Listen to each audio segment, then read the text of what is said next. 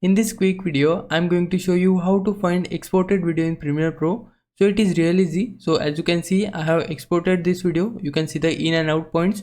Now what we need to do is tap on the file from the top left corner and here go to export and under it click on media, or you can simply tap on the export tab from the top screen and here it will show you all of the export settings.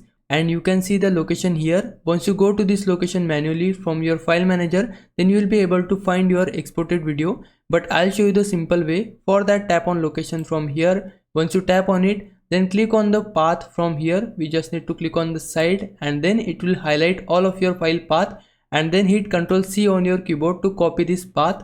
Once you copy this path, then open file manager or file explorer in your computer and tap on the path from the top. Then hit Ctrl V on your keyboard to paste the path we just copied from Premiere Pro and then hit enter on your keyboard, and there you go. I have found the video which I exported on Premiere Pro. So this was the process. Now if I was a big help, can you like this video and subscribe my channel.